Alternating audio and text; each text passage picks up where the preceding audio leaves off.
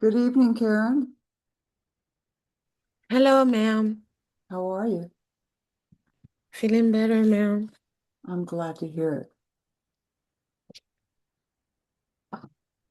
So I wanted to do the office hours so I could study for the test coming up. I already started Okay. by watching the other one that you already posted, but I had some questions for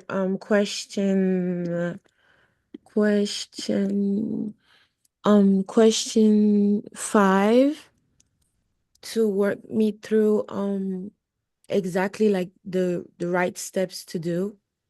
Okay, so this is the test three review question. Yes, number 5.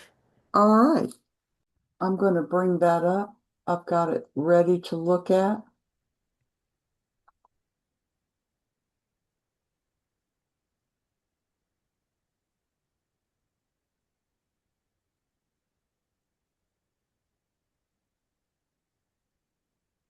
Put it there.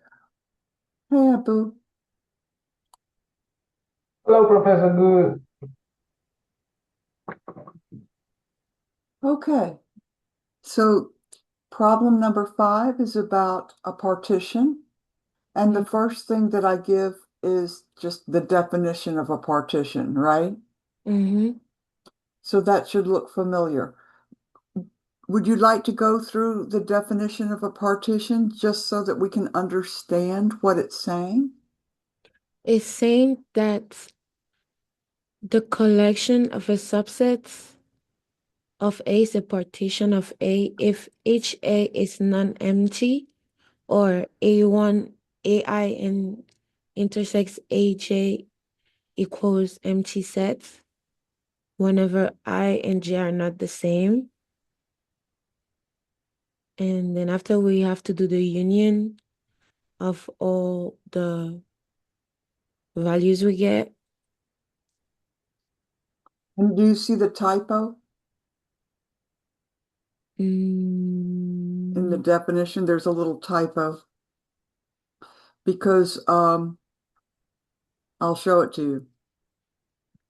So C is a collection of sets, and I start the indexing at 1. So I call these sets A1, A2, up to AN. We're supposed to be AI. Um, a collection of subsets of A. I think the I is okay. A says each AI should not be empty. Uh, Step two says the sets in this collection should be pairwise disjoint, right? So this is the pairwise disjointness. So if you take any two of these and intersect with any, if you intersect any two of these, you should get an empty intersection. Mm-hmm. I think the error is I said the union should start at 0, but it really should start at 1, right? I started the indexing at 0, but the collection starts with indexing 1. So that's a typo. But you get the idea. Uh, the union, if you take the union of all of these subsets, you should get all of A. And the Mm-hmm. second property says no element of A should appear in more than one of these subsets. So the intuition is each element of the, big set A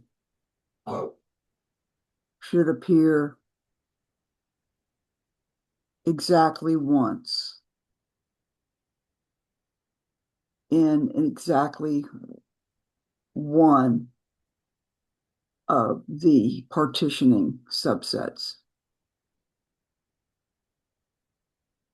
So you just want to check that every element of A appears in exactly one of these partitioning subsets A1 through AN. So let me stop sharing. So Here I've written the definition, but I've corrected the typo. It should be from I equals 1 to n.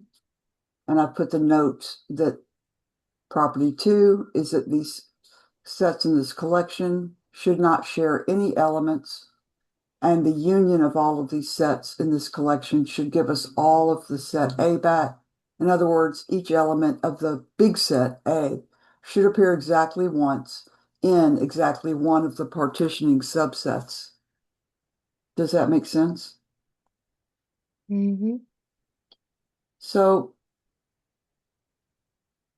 the first question is, we're asked to construct a partition of A that has 3 partitioning sets. So I'm going to write this down. Construct a partition of, and the set A is everything between 1 and 10. I say everything. It's the integers between 1 and 10 inclusive, right? Mm-hmm. Including the endpoints, that has 3 partitioning sets. And this is sort of an interesting counting problem to try to count how many different ways we could do that. B is we're going to let the big set A be close bracket 0, 10, close bracket. So that's a real interval. It's an interval of the real line, and it's got a lot of elements in it, not just 0 through 10. And we define A sub k as the closed interval from k minus 1 to k. And the collection starts with A1 and it goes up to A9. And the question is, for each of the 3 properties, verify whether that collection has the property, or give an example to show it why it does not have the property. And then based on that work, we're going to figure out if that collection is a partition of A. And then we're going to talk about any fixes. So let's just start with the simple problem, A. Do you know how to construct a partition of the set A? Yes. All right. What would you like your partitioning sets to be? For the first one, I would like 1, 2, 3, 4. So shall we call that set A1? Yeah, we can call it A1. So that's got 1, 2, 3, and 4 in it. And we're going to be sure Mm-hmm. to use set brackets because these are sets. Good. Then for A2, it would be 5, 6, 7. All right. And for A3, it would be 8, 9, 10. Perfect. That is certainly a partition of this set A because each element of A appears exactly once in one of Mm-hmm. these sets. So now let's take a look at B. The collection starts with A1 and goes up to A9. So let's see if we can first figure out what A1 and, A2, and A3 and A4 up to A9 actually are. Because we need to get our heads around what these sets actually look like before we can decide the next part of the question. Do you agree? Mm-hmm.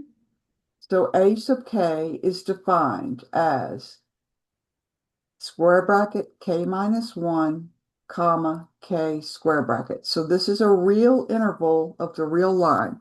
So if we drew the real line, and here's some integers, like here's k plus 1, here's k plus 2, here's k minus 1, here's k minus 2. K is any integer, okay?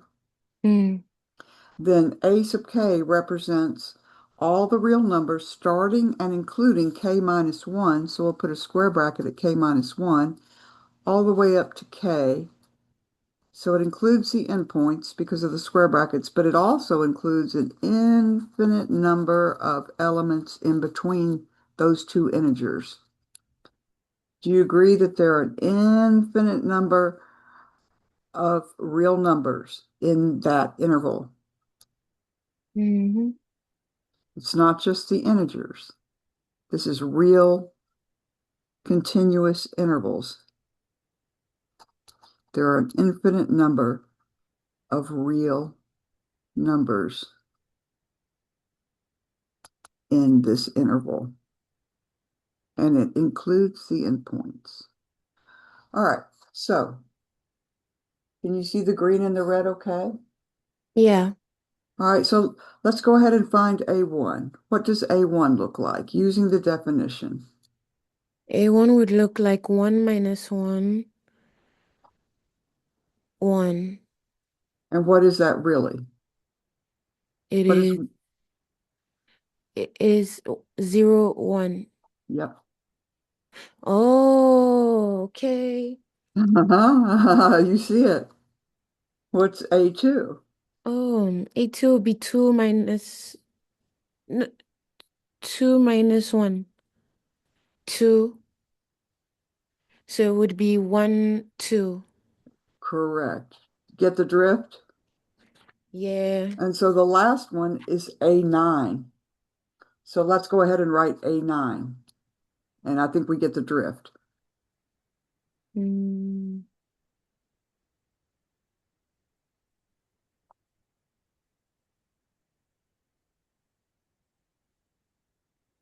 Okay?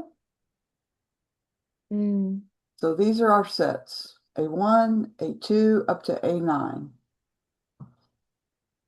And let's just check the question again. The question is,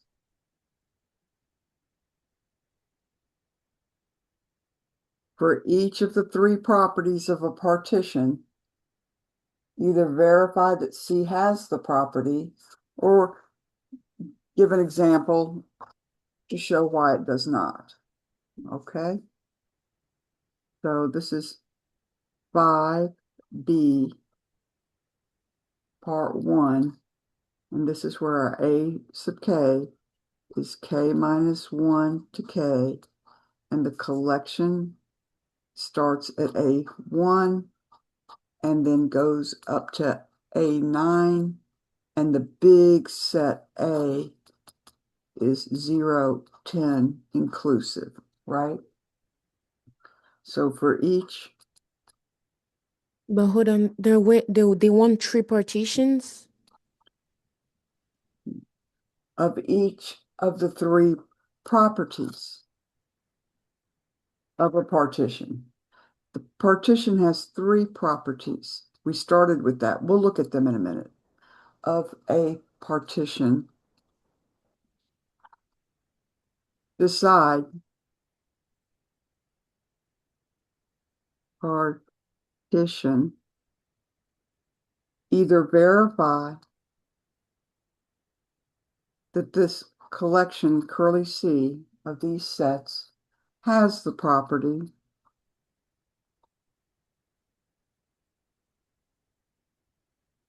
or give an example to show why it does not.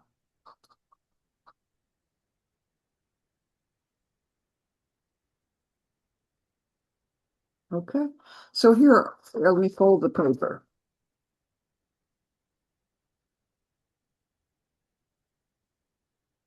Let me Each look. AI is not an empty set. Are always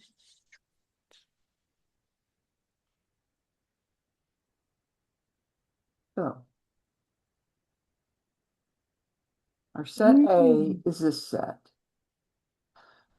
Our A sub i's are A1, A2, up to A9. And we already figured out that A1 was 0 to 1, A2 was 1 to 2, all the way up to A9 was square bracket 8 to 9. So let's start with the first property. Let's check the property.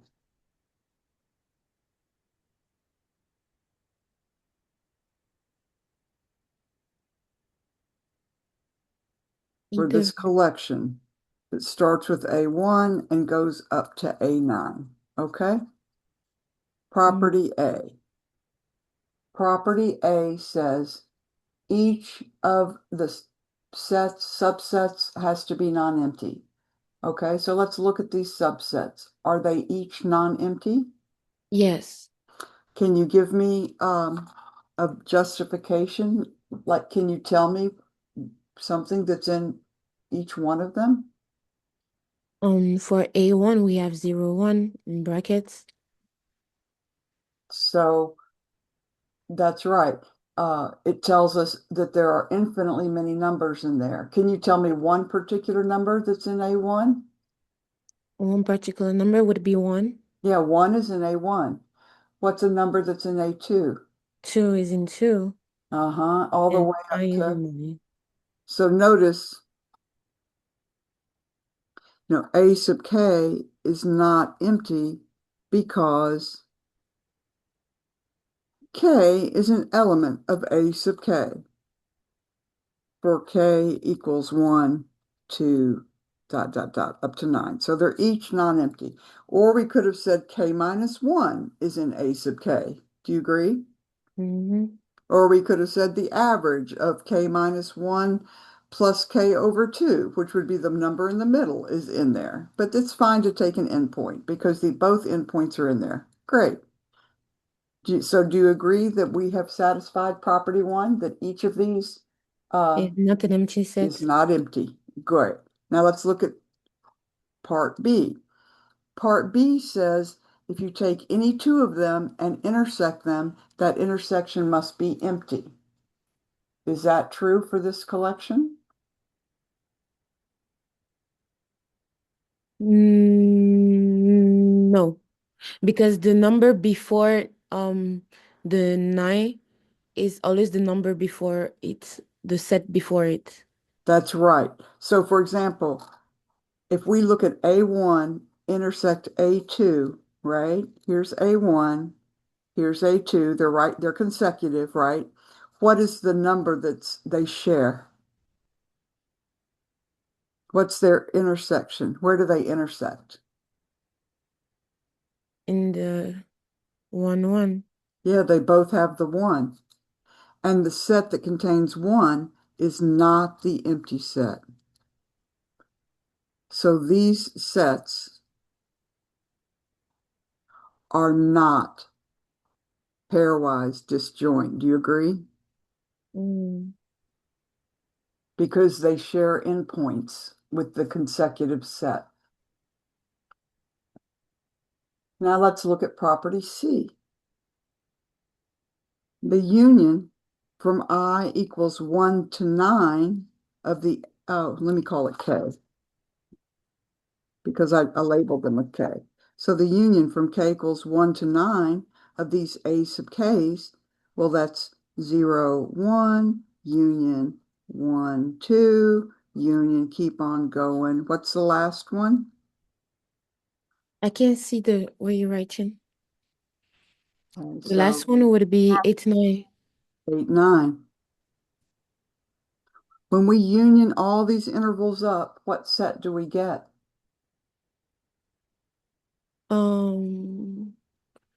We get 0 to 9. That's right, we get square bracket 0 to 9. But what was A? What was A O The 0 big to set. 9? You see what A is? Yeah. Does it stop at 9? Does it stop at 9? No. It goes all the way to 10.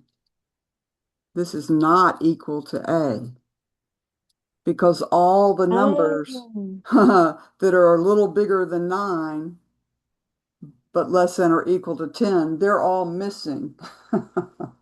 So we have a whole chunk of A that's missing from this union. I see. So this property fails because when we take the union of the sets that we were given, we don't get the big set. So one of the properties is okay, but two of the properties fail. So this is not a good way to try to define a partition of this particular set A. Okay, that was the first thing I wanted you to think about. It's just, let's just take a stab at a partition and see if it worked out. It did not. Now let's look at the rest of the question.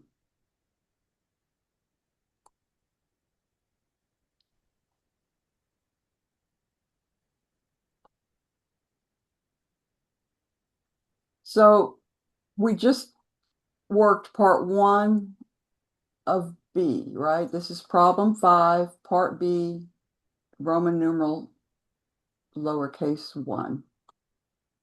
So based on your work in part A, is this collection a partition? No. No. And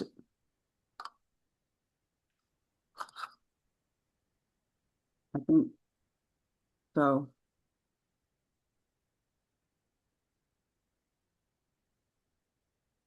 So two, we can just say no because property disjoint, pairwise disjoint failed and the union property failed. So we can write that down in a minute. And then finally, in part 3, we're asked, hang on, I'm going to write the question down, 2.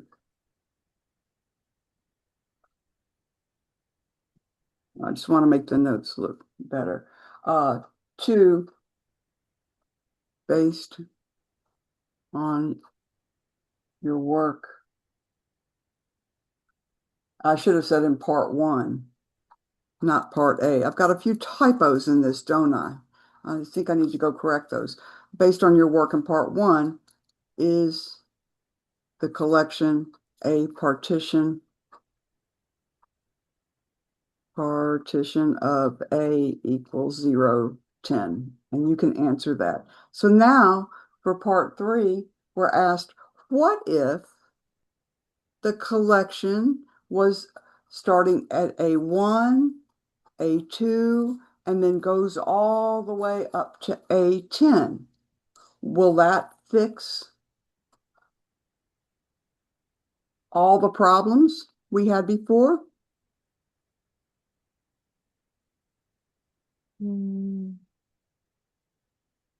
But it fails, so Well, I mean, it didn't fail everything. The question is anything fixable?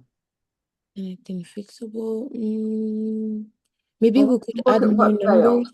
What failed? When we checked the 3 A9, properties, when we had the 9 sets, A1 through A9, what failed? we didn't, it was supposed to be to A10. All right, well, that's the question. The question is, if we make the collection go all the way up to A10, is that enough to fix all the problems that we had up here? Let's just answer part 2. No, the collection is not a partition of A equals 0, 10 because 2 properties failed.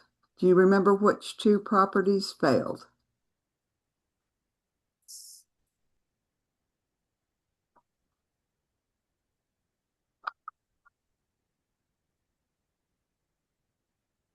Non-empty was okay.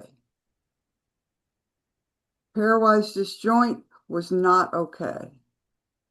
The union of all 9 sets was not okay because it didn't go all the way to 10. Do you agree? Mm-hmm. So these 2 properties failed. So if we just make the collection bigger so that we do go all the way to 10, and the last set in this union is union 9, 10, right? Would that fix all the problems? No. What problem would not be fixed? Still the last one. You mean this union property would still Yeah, not, this union in the pairwise disjoint. which would be fixed and which one would not be fixed? The one that could be fixed would be the the C, but B cannot be fixed.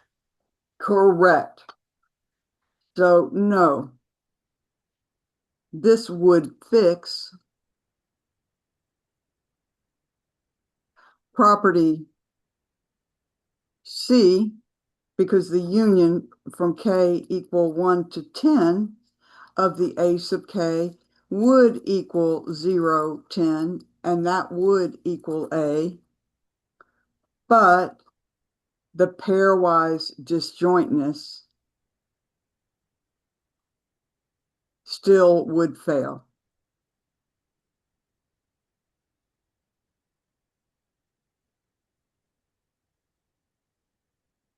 Does that make sense?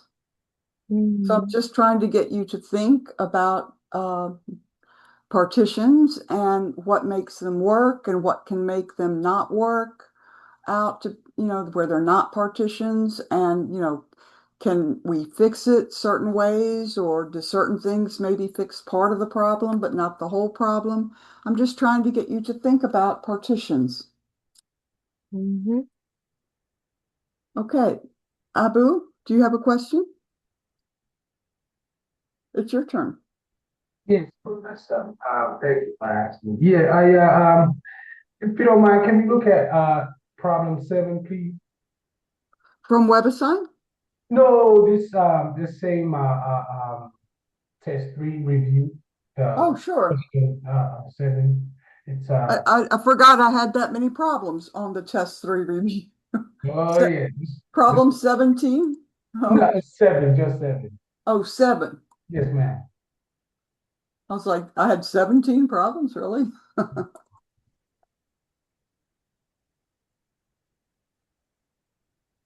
Okay, so this is a proof by induction that 6 divides 7 to the n minus 1. And here, I didn't actually ask you to prove it. I just asked you to prove P of 0, write P of k, and write P of k plus 1. But it wouldn't be a bad idea to prove the whole statement by induction, would it? No. Perfect. All right, so let's prove that, shall we? Mm-hmm. Okay, problem 7. And we'll prove P of 0, and we'll write P of k, and we'll write P of k along the way as we prove it. We will prove that 6 divides 7 to the n, whole thing, minus 1, for all integers n greater than or equal to 0. So we will prove that. Here we go. Proof by the PMI, okay? We're going to let P of n, and if you can mute, that'll be good. Oh, yeah, sorry. No problem. But feel free to, and you too, Karen, but feel free to unmute if you have a question, please. Mm-hmm.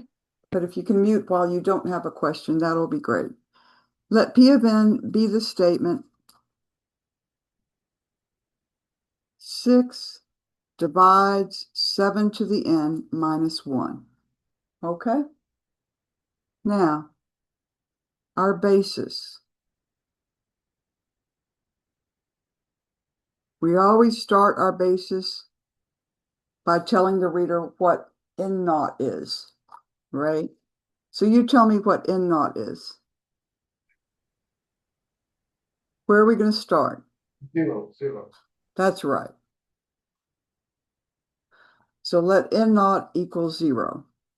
And in the basis, we wish to show that P of n naught, here it's P of 0, is true.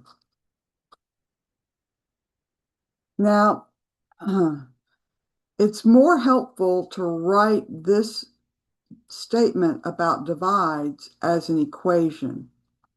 So up here, we're going to say, i.e., that 7 to the n minus 1 equals 6 times m for some integer m. That's really P of n. in a useful form.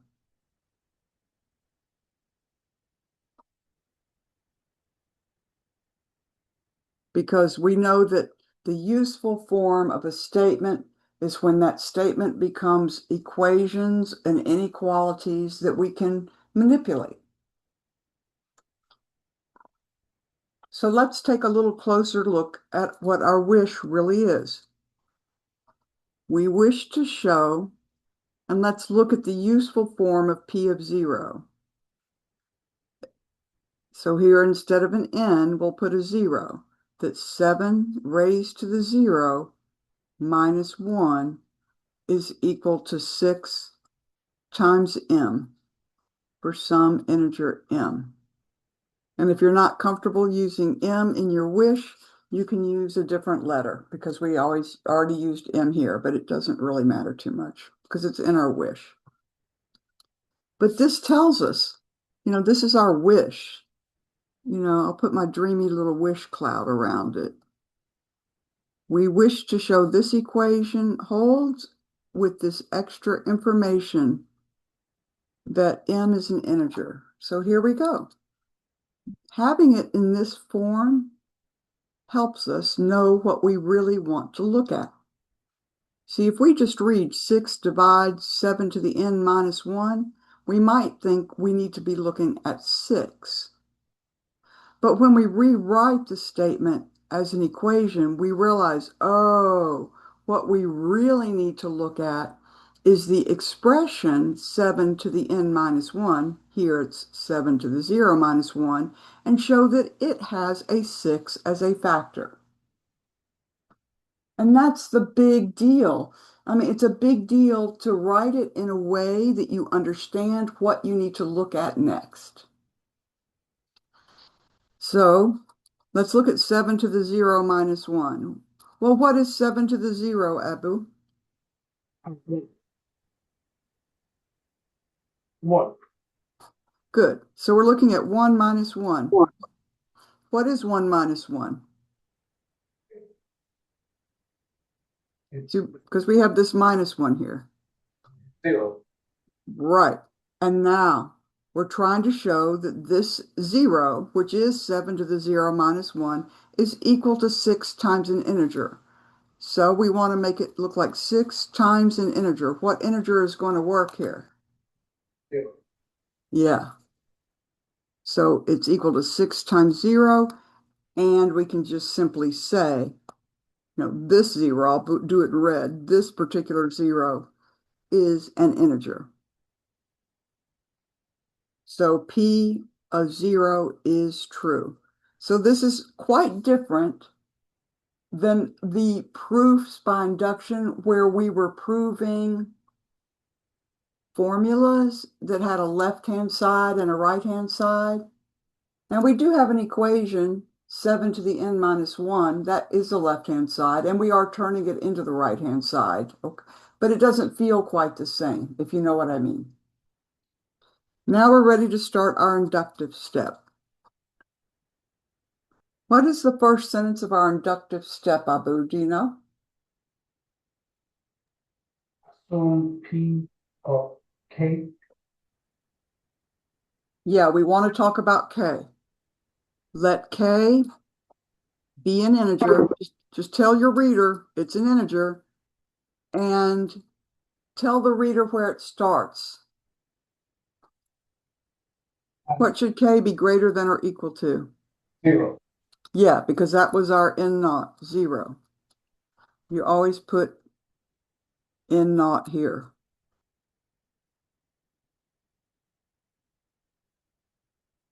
Now we do assume P of K is true, right? That's our inductive hypothesis, i.e., we're going to assume, now here's our P of n that's not useful, but here's our P of n that is useful. If you want, you can go directly to the useful formulation of P of K, or you can write this and then this for P of K. I don't care. What do you want to do? What do you feel comfortable with? 7 n minus 1. So 7 to the k, whole thing minus 1 is equal to 6, and I'll change the letter, say n, where n is an integer. That's perfect. That's our P of k, and I'm going to actually put my proof money box around it. It's P of k, and I'm going to just make myself clear. This is my induction hypothesis. This is our money in the bank. We're going to get to use this in just a minute, and we won't have any trouble finding it because we've got a nice box around it. This is actually in green, whether you can tell or not. All right, now, what do we wish to show? P of k plus 1. Exactly, P of k plus 1, i.e., we wish to show. And now tell me what to write for P of k plus 1, just so we know what our wish is. It would be 7 to the k plus 1 minus 1 equals 6, say s, where s is an integer. Is that okay if I do element of z? Yeah. And I'm going to close up my thinking notes, but I'm going to put my dreamy wish cloud around here because I don't want to accidentally think I know this is true yet. This is what we wish. It's just a wish. Now we're in great shape because now we know this is the equation we want to establish, and this is the equation we have at our disposal. So we got all the tools we need. There is a little algebra trick involved. I have shown you one way to do it in the class notes. Do you remember that we proved 4 divides 5 to the n minus 1 in class? Yeah, it's in the class notes. It was our first Oh, proof by induction when we were, would it be to separate, to have 7 to the k and say 7 to yeah, just by itself, or 7 to the 1? yeah. There's another way to do it. I'll show you 2 different ways to do it if you like. Okay, so we're going to start with 7 to the k plus 1 minus 1. This is the way I did it in class, okay? Then we separate it out because this is 7 times 7 to the k, right? Because this is 7 to the 1 times 7 to the k. That is 7 to the k plus 1, whole thing minus 1. But you see, we want to use 1 copy of 7 to the k minus the 1. Here we have 7 copies of 7 to the k. We only want 1. So we rewrite 7 as 6 plus 1, which is kind of magical because we know we're going to want to get some 6s. So there's 1 right there. So that's going to help us. And it's still times 7 to the k because that's just rewriting 7. And the minus 1 is still there. And now we can distribute the 7 to the k from the right across this parentheses. And we do have 6 copies of 7 to the k plus a broken off copy of 7 to the k. And the minus 1 is right where we need it. Is there anything you don't understand about that algebra?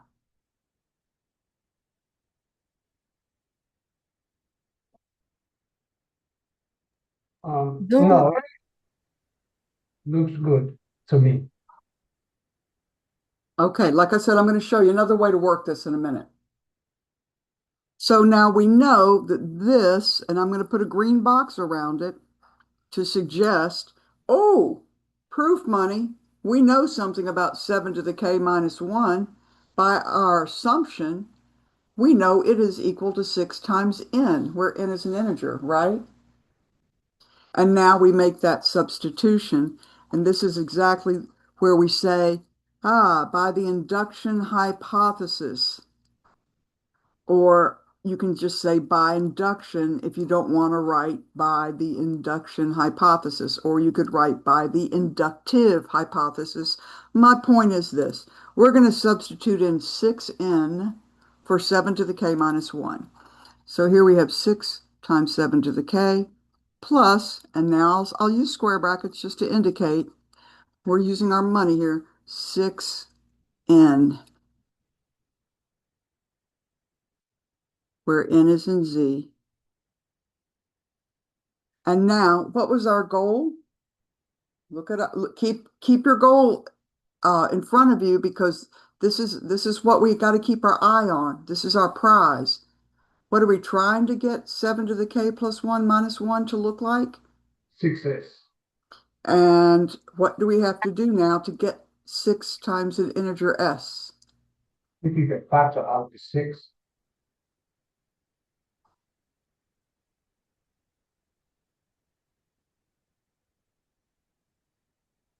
And this will be our s, right? And then talk about s. You do.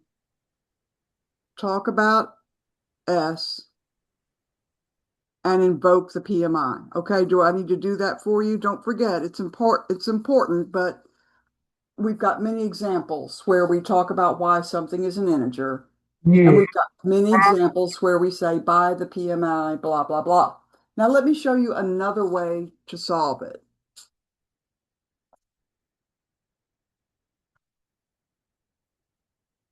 So it's our same wish and our same hypothesis, okay? Inductive step method 2. Some people like this better. Since 7 to the k minus 1 is equal to 6n by our inductive hypothesis, or by our induction hypothesis. You agree that was what we assumed? yes, We know we can just solve for 7 to the k. 7 to the k equals, just bring this over as a plus 1, 6n plus 1, where n is an integer. Do you agree that that's true? yes, yes. And some people like this better, Yeah, it's looking good. right? See, some people like to use this because it's a little easier, because it's not so tricky.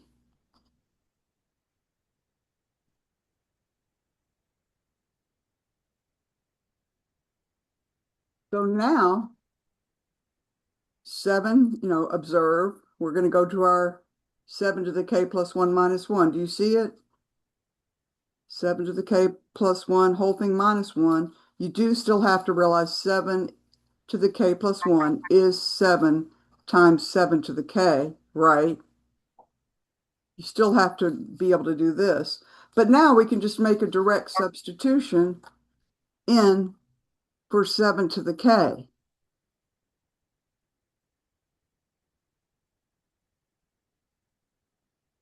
This is 6n plus 1. That's our 7 to the k. And then don't forget the minus 1, because if we forget the minus 1, things don't work out properly. And now, what do we got?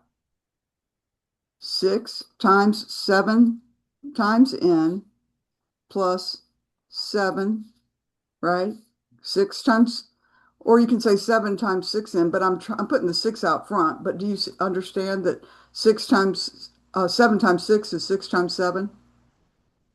Of course you do. Yes, yes, And then 7 times plus 1 is plus 7, but then we still have this minus 1, and voila. Now we get 6's, and we can still pull out 6. And now this is our S, you know. So you do, you finish, Yeah, this version seemed way better than the other one. talk about why S is an integer, and then invoke the PMI. Yeah, some people like that better. But you do have to, either way, you got to remember something. Here, you're just going to remember, it's easier for me to deal with knowing what 7 to the k is. It's really easy to solve for 7 to the k. And that way the algebra is not so tricky where you don't have to remember to break up 7 into 6 plus 1. So yeah, this could be a little easier. Anyway, I wanted to show you that way too. Since you bothered to come into office hours, you deserve to know. Thank you. Thank you You're very much. welcome. Next question.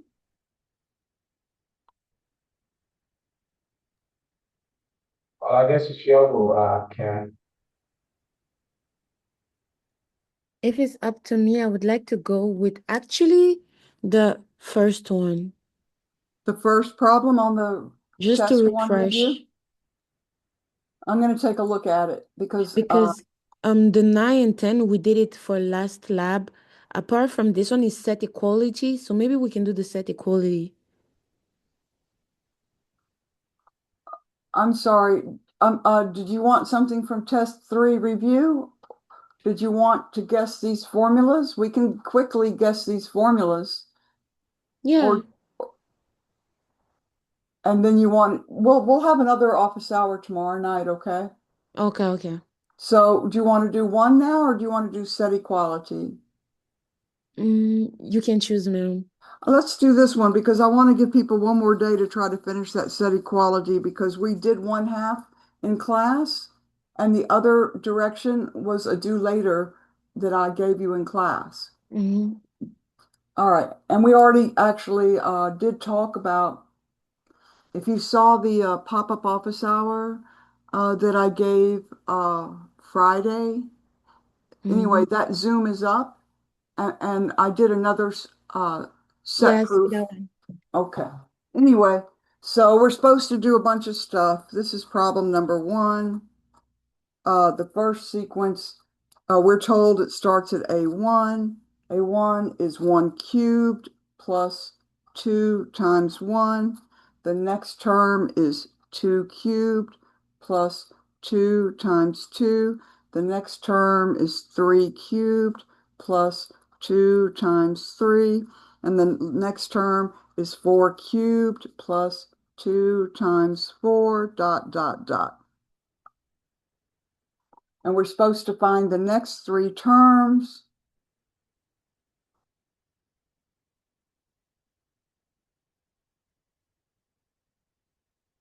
And then we're supposed to find a formula. And it said for x sub n, but it's for a sub n for this one because it's an a. The x was a variable for a sub n.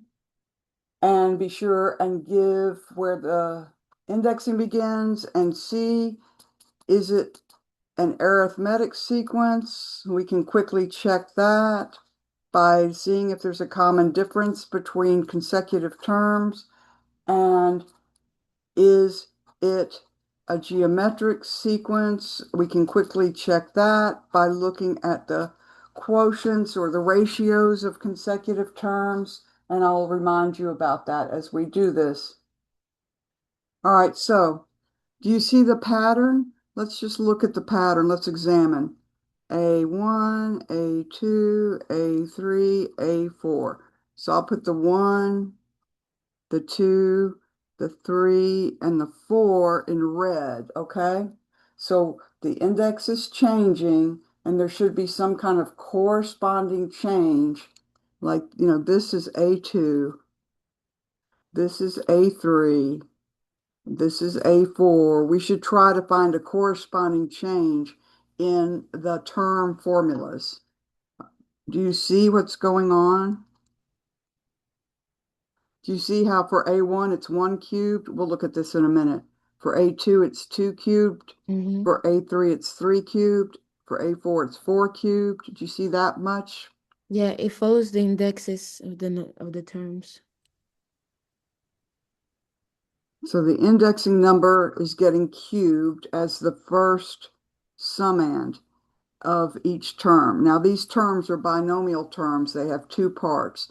And in the second part, well, in A1 it's 2 times 1. In A2 it's 2 times 2. In A3 it's 2 times 3. In A4 it's 2 times 4. So do you see what's happening there? Mm-hmm. 2 times, it's 2 times the indexing number. So 2 times 1, 2 times 2. And now we can see the pattern pretty clearly, right? So what is our next 3 terms? What would A5 be, and A6 be, and A7 be? 5 cube plus 2 times 5. 6 cube plus 2 times 6. 7 cube plus 2 times 7. Very nicely done.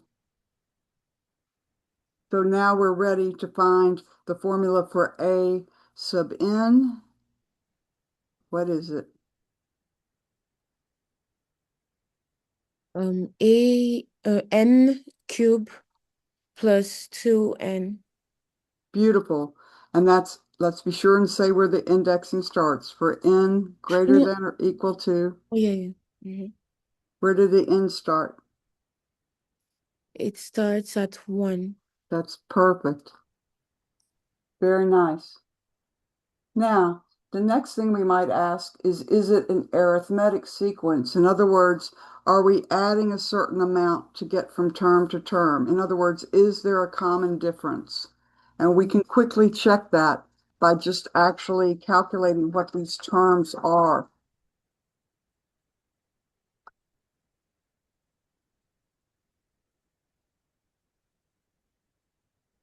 Where a sub n is n cubed plus 2n for n greater than or equal to 1.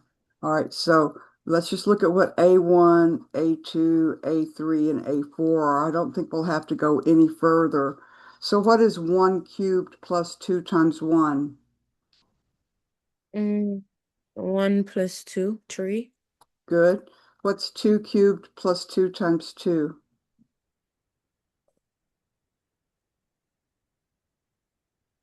And then we'll check out 3 cubed plus 2 times 3. So see, 2 cubed is 8 plus 4 is 12, right?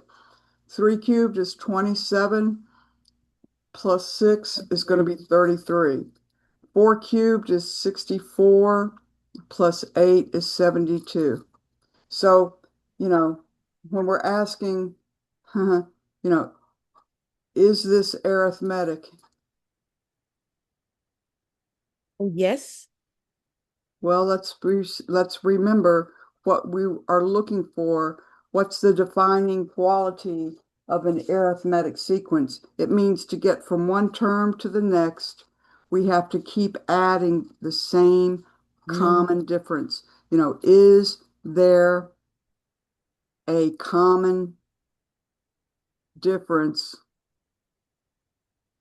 D, where if we take a sub k plus 1 and subtract a sub k, that we always get that common difference. In other words, to get to a sub k, we add d to get to a sub k plus 1, we always just add d to a sub k. So what would we have to add to get from A1 to A2? How do we get from 3 to 12? We'd have to add 9, do you see? And what would we have to add to 12 to get to 33? We'd have to add 21. What would we have to do to get from 33 to 72? Well, to get to 73, we'd have to add 40. So here we have to add 39. These are not the same amount that we're adding to get from term to term. So there is not a common difference because this number would be the same every time if it was arithmetic. Do you understand? Yes, yes, yes. So it's not arithmetic, right? Because A2 minus A1 is 9. A3 minus A2 is 21. And we could stop right there, Not the same. The minute that they're not the same, you can just stop. AK plus 1, that'd be 2 can be our K plus 1. 1 can be our K. A2 minus A1 is 9. But A3, when K plus 1 is 3 and K is 2, A3 minus A2 is not 9. It's bigger. So then the next question is, you know, here again, is the sequence geometric?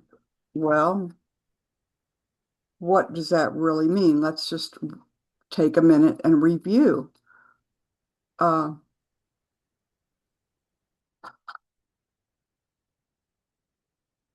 What a geometric sequence looks like. So for a geometric sequence, the question is there a common ratio R where if we take A sub k plus 1 and divide it by A sub k, we always get the same number R. So here we take a term and subtract the prior term. For geometric, we take a term and divide it by the prior term. So let's just check. What is A2 divided by A1? What is A3 divided by A2? What is A4 divided by A3? If it's geometric, then this number will always be the same number. So A2 is 12, right? And A1 is 3, right? We already figured that out. So A2 divided by A3 is 4. Now, let's see if we get 4 when we divide A3 by A2.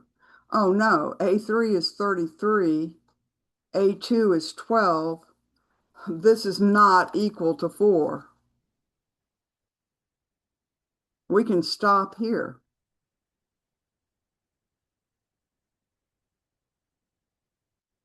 It's not Okay. geometric. See, you can stop the minute you find, you can just check a few of them.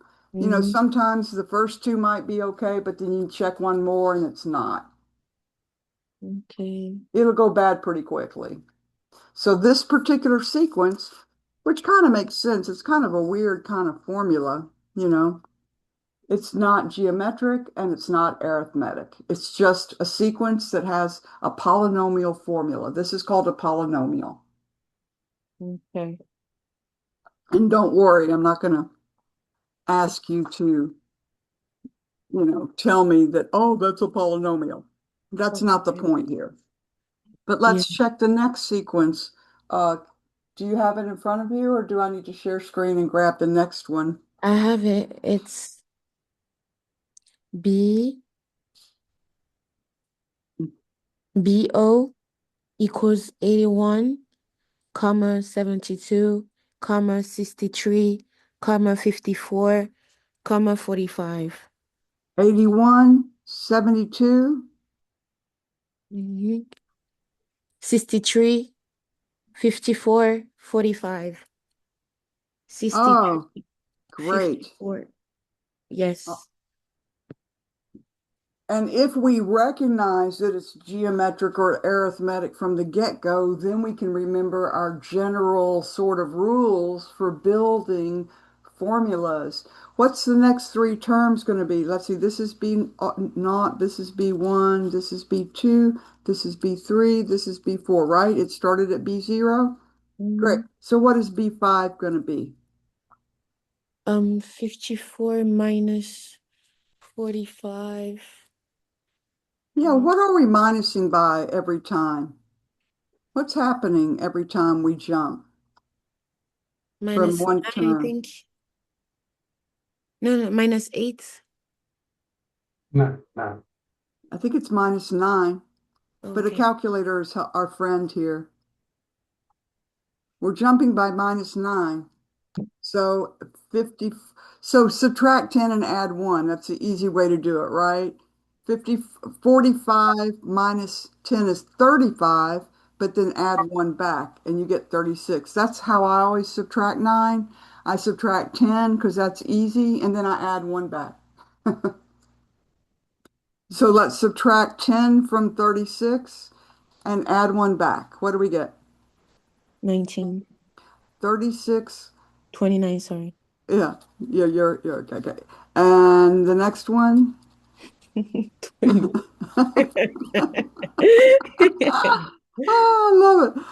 I'm going to start counting down instead of up with my indexing. That's hilarious. What's this, 11? Okay, so we got it. And so what kind of sequence is this?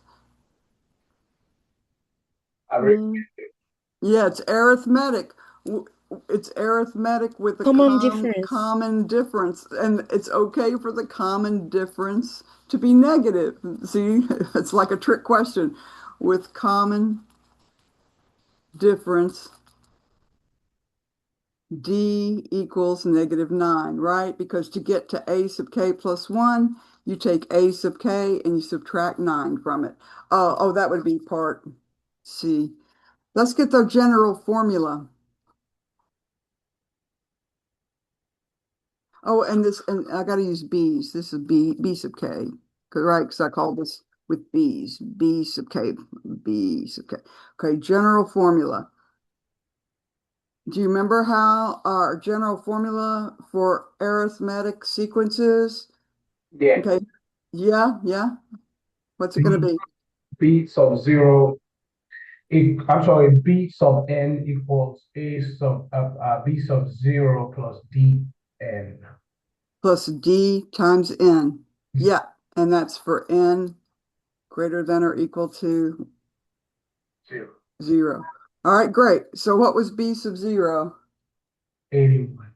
So it's 81 plus, what's our D? No, -9. So I can change this to minus -9 times N for N greater than or equal to 0.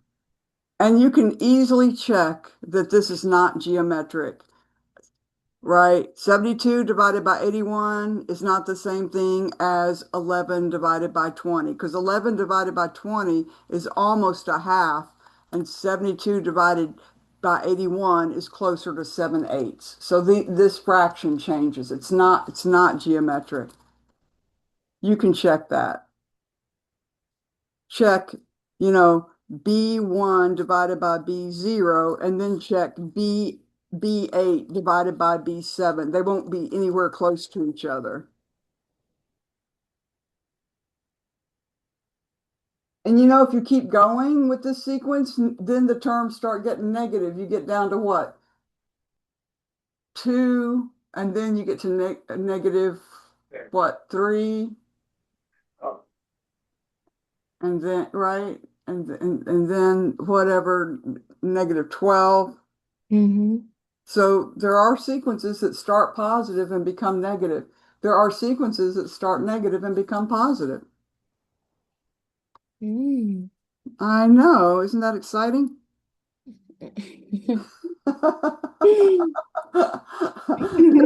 It's like you're looking at a delicious dish. You go, mmm.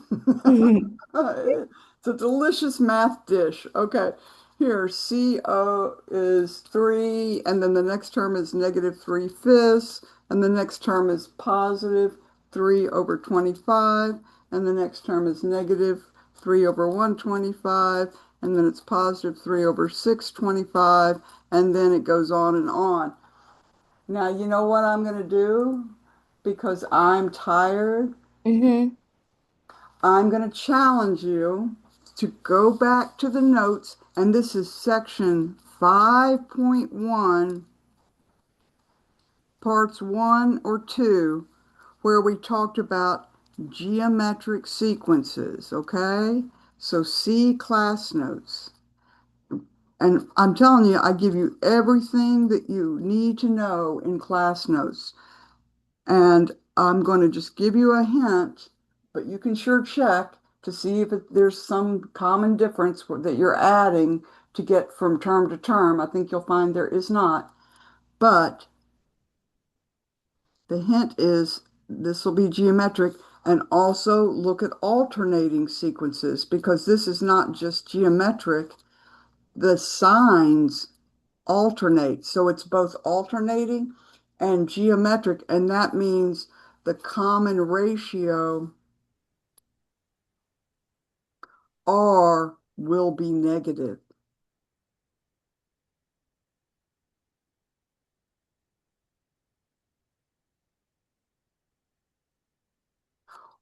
Or use, absolute value of R and use the -1 raised to some power, either K or K plus 1. So that's my hint. Try and do this. And listen, the beauty of these problems is you can check when you think you have the formula, then start plugging in 0 and 1 and 2 and 3 and see if you get C0, C1, C2, C3 from the formula that you think is right. And if you're not quite getting the right values for C sub k, then tweak your formula. Think about why it's not quite right and try to fix it, okay? Mm-hmm. And we can start with this tomorrow and we can do set proofs tomorrow. Okay, that works. All right. Okay, but 2 seconds, let me finish writing the. Okay. Thank you for coming to office hours, you two. Thank you. And ma'am, I wanted to ask you a question. Okay.